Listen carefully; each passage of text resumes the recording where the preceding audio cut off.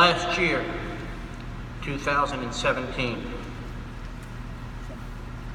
28 people were killed on the streets of Lexington. That's the most in 1 year in our city's history. And so far this year, 11 people have been gunned down. That's more than double last year's pace.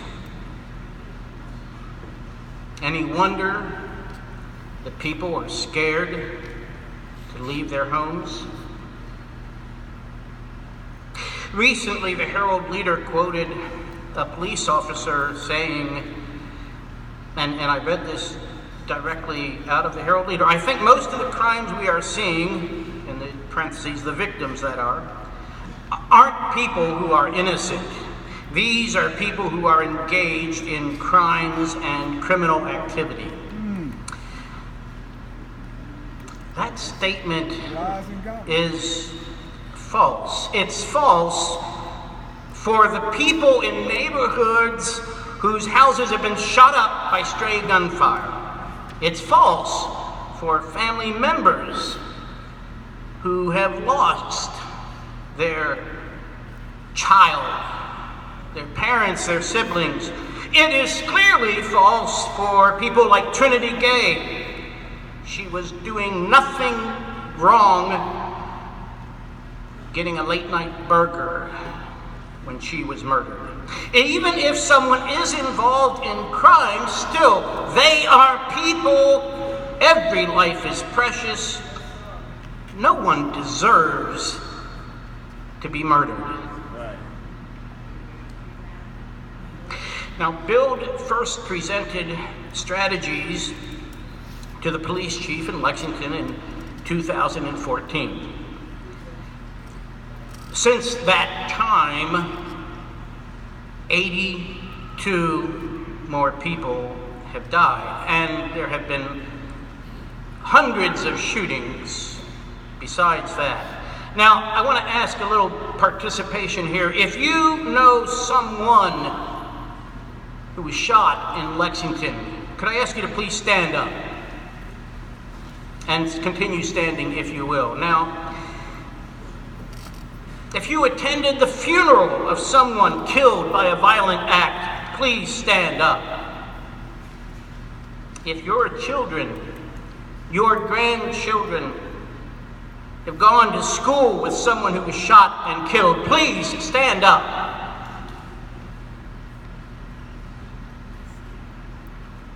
Look around a little bit. If you know someone who is standing up right now personally, please stand up in support of them.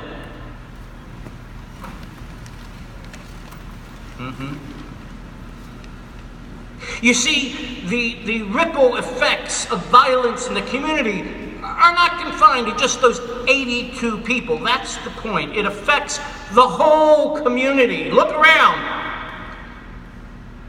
You may be seated. I now would like to ask Gail Swanson from Faith Lutheran Church to come and share the impact that violence has had on her family. Good evening. My name is Gail Swanson, and I've been a part of Build since it began. But it never occurred to me that I would be giving a testimonial about violence in our city. Over the past several years, I've been appalled by the steady increase of violence in Lexington. But Joe and I live in a quiet suburban neighborhood and have never even heard shots fired, let alone experienced violence firsthand.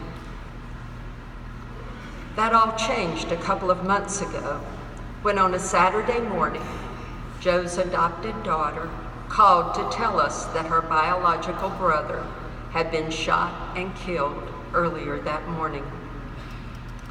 Now, I didn't know Brad well, but he had spent time in our home, visiting and sharing meals with us. And our grandsons, ages 9 and 6, absolutely adored him. They often talked about their Uncle Brad, things he had done with them, places he had gone with them. He even lived with them for a few months. One of the last times I saw Brad was at one of the boys' football games last fall. He arrived pushing a stroller with his newborn son tucked safely inside. And he showed off this little fellow as only a proud first-time father could. Brad's death has devastated his family. There's a baby boy who will never know his father, a sister and brother who have lost their big brother, 2 young nephews who will have a hole in their lives where he had once been, a mother who grieves the loss of her oldest child, and friends like Joe and me who will attempt to comfort 2 little boys in their sometimes overwhelming grief. No one deserves that kind of violent end to his life like Brad had. No family should ever have to bury a child, a brother, an uncle, because of preventable violence in their neighborhood. Recently, at our church, the children were hearing the story about Mary going to the tomb and discovering that Jesus was no longer there. Dre, who is our 6-year-old, asked the storyteller if God could make his Uncle Brad alive again. That's not possible. But what we can do is implement a group violence intervention strategy to save other lives and spare families this pain. The violence has to stop now.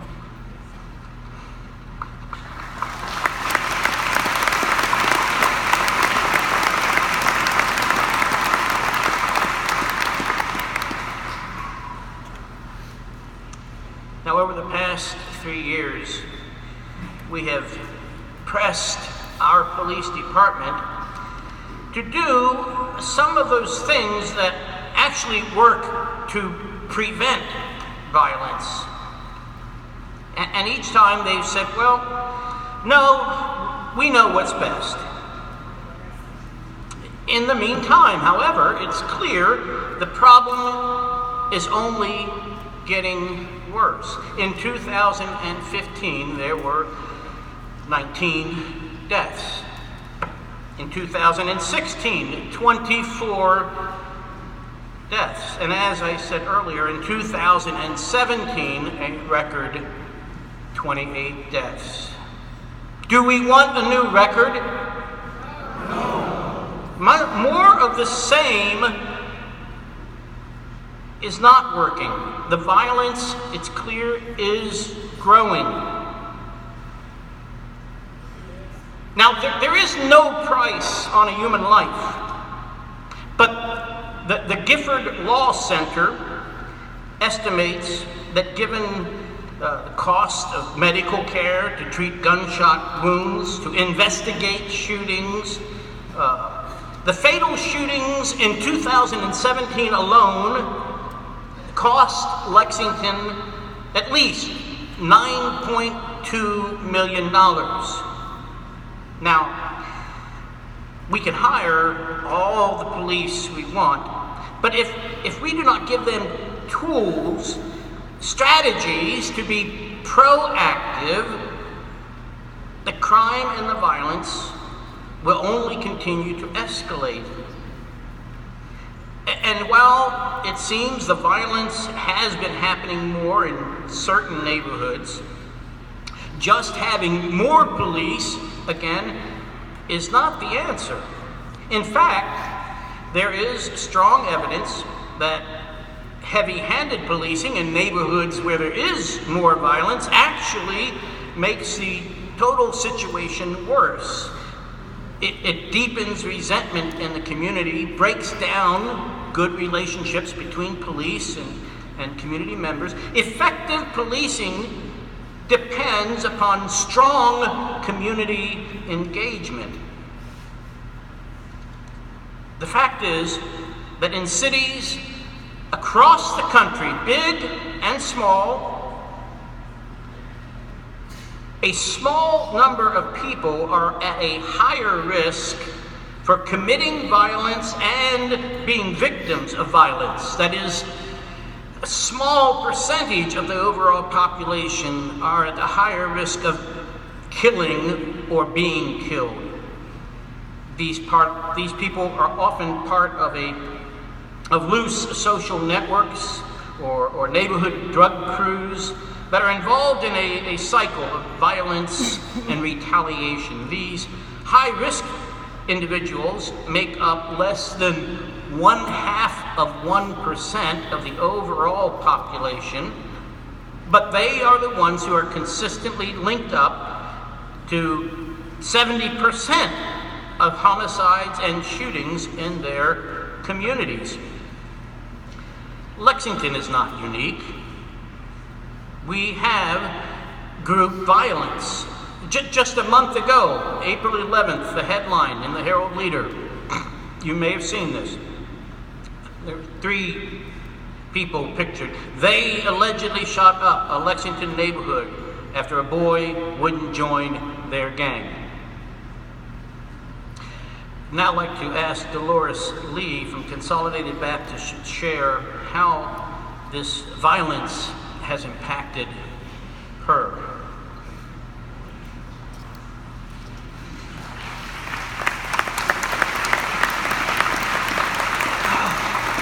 Good evening. I have lived in my home in the Radcliffe subdivision off of Russell K. Road for 43 years. I raised my children there. It was always a safe neighborhood. Today, that is no longer true. On Saturday, June 17th, my home was riddled with bullets. We were out of town for the Father's Day weekend.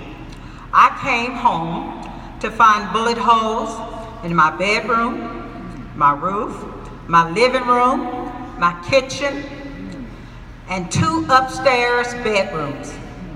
We found bullet holes in the dinette set, in the kitchen, in the drapes on the windows, and in the walls, the ceiling, and the doors. When I saw the damage, I was in a state of shock. I was numb. Then I got angry. I was not safe in my own home. My kids wanted me to move. I said, no, this is my home, and I trust God to protect me. But I still feel scared. I couldn't sleep in my bedroom. For weeks afterwards, I dug down to stay clear of windows. Just recently, I was cleaning out my upstairs closet, and this is what I found. Bullet holes in my clothes. I am so thankful we weren't home, because I would have been in my bedroom sleeping. And then I probably wouldn't be here tonight to share my story. So I praise God for that. I praise Him for my safety. I am not a criminal. Every time I hear one of the police officials justify the victims of gun violence as being involved in criminal activities, it makes my blood boil. Sure, there are people in my neighborhood who are running with gangs and dealing drugs. That doesn't make me one of them. To write off whole neighborhoods because of a few people is just plain wrong. I will not stand for it. It happened to me, it can happen to you. Enough is enough. The violence must stop, and it must stop now.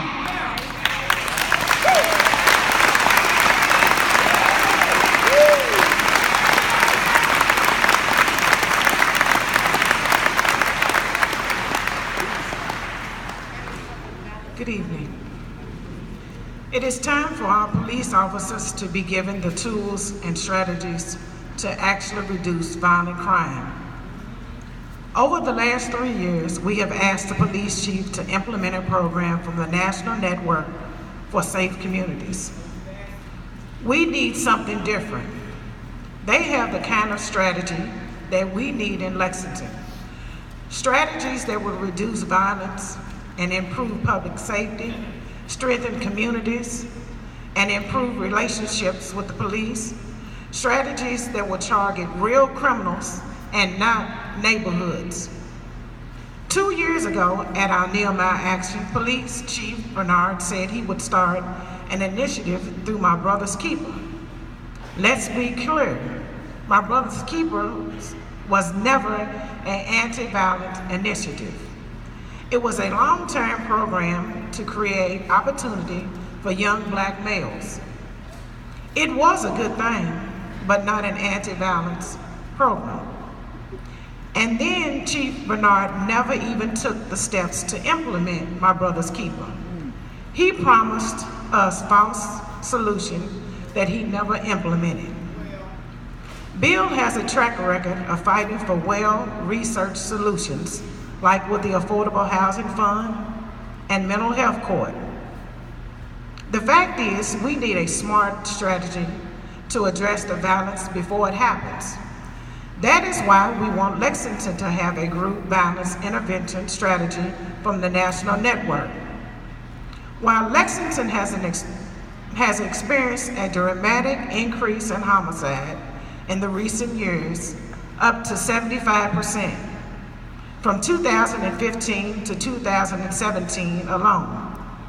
Other cities are seeing the opposite happen because of this strategy. New Haven, Connecticut has used this strategy. In 2011, they had 34 homicides, but by 2017, that had dropped to 7. Last year, Detroit had their lowest tally of criminal homicides in more than half a century. In Pittsburgh, homicide hit a 12-year low last year. The mayor also credits this strategy.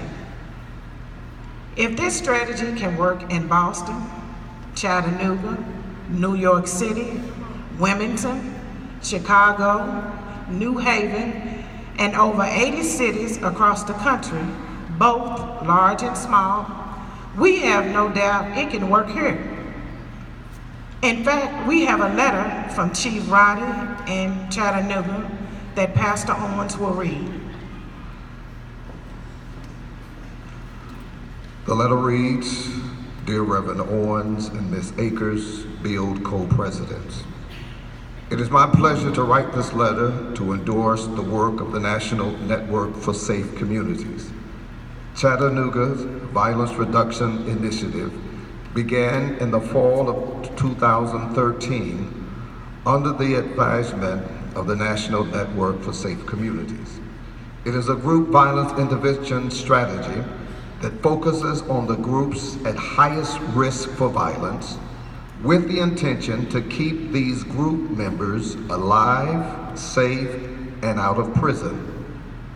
There was strong support from Mayor Andy Burke, my predecessor, Chief Fred Fletcher, the City of Chattanooga, and other area law enforcement partners and other community stakeholders.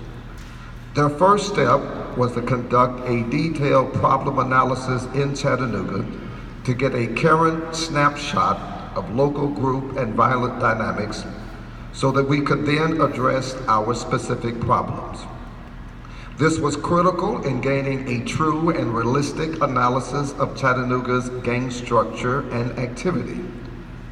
Through the expertise of the National Network for Safe Community Analysis and our real-life experiences in our city, we developed a sense of ourselves and identified what needed to be addressed. I became police chief in 2017 after 23 years with the Chattanooga Police Department. I've seen firsthand that this strategy works, and this is why we continue to use it today.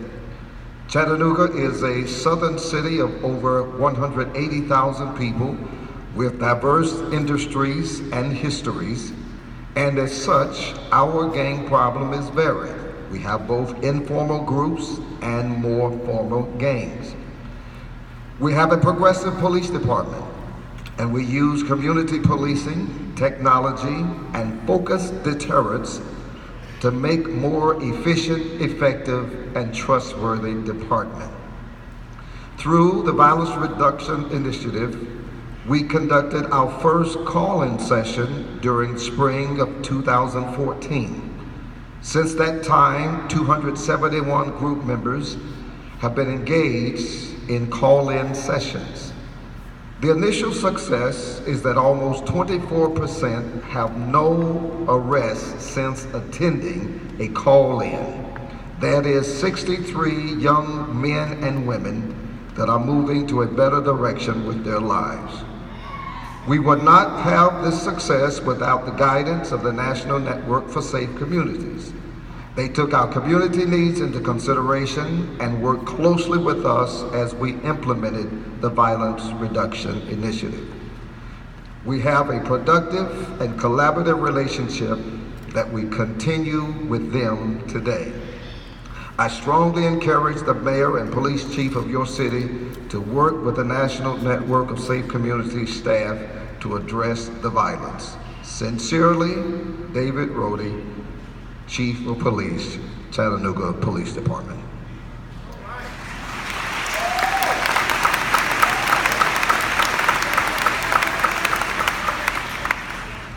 Our community members, social service agents, and police know Lexington best from living here, but the National Network knows these strategies best and can help our city leaders implement it effectively. Tonight, I have another letter from the Guilford Law Center to Prevent Gun Violence to present to you, Mayor Gray. It says, quote, I strongly urge you to promote the implementation of the effective group violence intervention strategy in the city of Lexington. When properly implemented and funded, the GVI strategy is consistently among the most effective available strategy for saving lives from gun violence. We have already waited 4 years. I personally lost my son. He was shot and killed 9 years ago in Lexington. I do not want another mother to have to live the pain. Mayor Gray, I trust that you do not want another mother, father, or children to go through that pain as well. We can't wait anymore. Lives are on the line. We have a strategy that we could be using now. Together, we will rise up and build.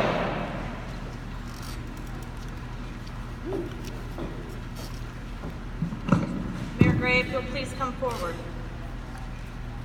Build, we have a track record of fighting for well-researched solutions, like the Affordable Housing Fund and Mental Health Court, that benefit individuals and the whole community by saving lives and money. You, Mayor Gray, have a track record of showing leadership by implementing these strategies.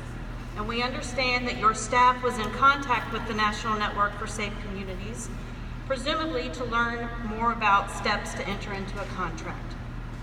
So given that history, and given our history and your leadership on these other community problems, we will ask, will you take the necessary steps to enter into a contract with the National Network for Safe Communities to implement a group violence intervention strategy, which includes a detailed problem analysis?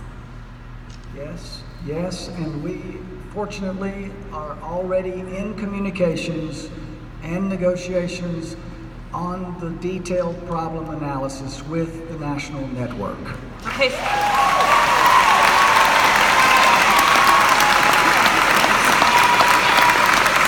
So, Mayor Gray,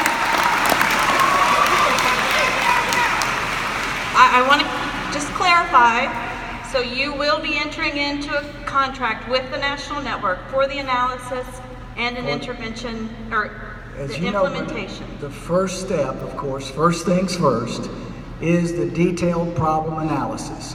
And I'm going to encourage Our new police chief, Lawrence, this is a native of Lexington, and he knows so well. Lawrence, just stand up so all of those here. He is a native of Lexington, and he cares. And like the moving stories, like your moving story of your son and his passing, and others, our chief cares. And he has, along with me, committed to encouraging our city council to support this project. Okay, so the full project. Well, we want to get the full project, yes, but first we've got to do the detailed problem analysis. That's according to David Kennedy, Right. as you know. Absolutely. Right. So once the, pending the results of that investigation and the That's right. analysis, we will then move forward with the strategy. We know that Bill is very wonderfully persistent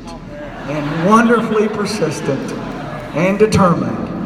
And I appreciate your encouragement. I myself went to the national conference and met David Kennedy just last year. So that is the intention fully. We need to get the first step done first. So we will get the first step done, and we will meet with you That's good. leading up Yes. to our Community Problems Assembly, so to get a status on how the analysis is going, and then we will have that commitment to move forward.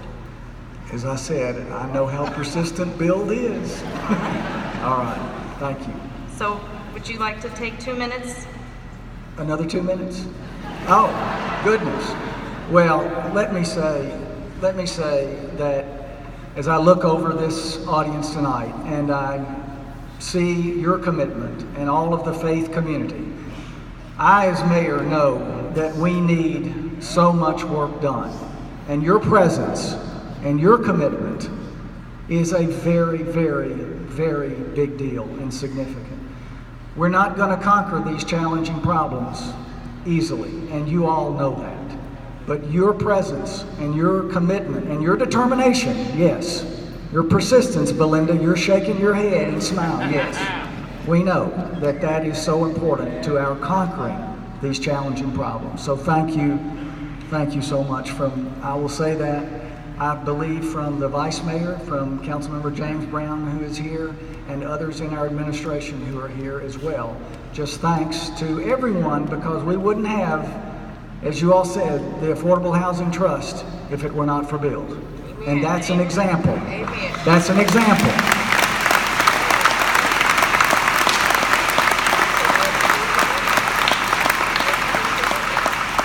So that is a clear commitment. I think we can celebrate. Yes.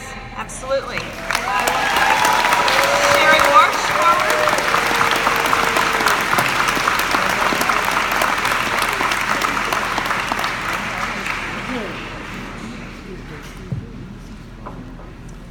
We came here tonight because enough is enough. The violence must stop. We got a commitment from Mayor Gray to conduct a detailed problem analysis in consultation with the National Network for Safe Communities. If that analysis shows group-involved violent crime, Mayor Gray committed to enter into a contract with the National Network to implement a group violence intervention strategy. This commitment is for a detailed problem analysis, is a very important first step. If the city follows through on this step with integrity, we have no doubt that it will lead to the full implementation of new efforts that will reduce violence in our community. If this problem analysis is window dressing to keep Bill off someone's back, that's not going to work. Yeah. We will follow up. In the same way that we followed up with the Affordable Housing Trust Fund and with mental court and women's drug treatment in the jail, we will follow up to reduce violence. Let us rise up and build.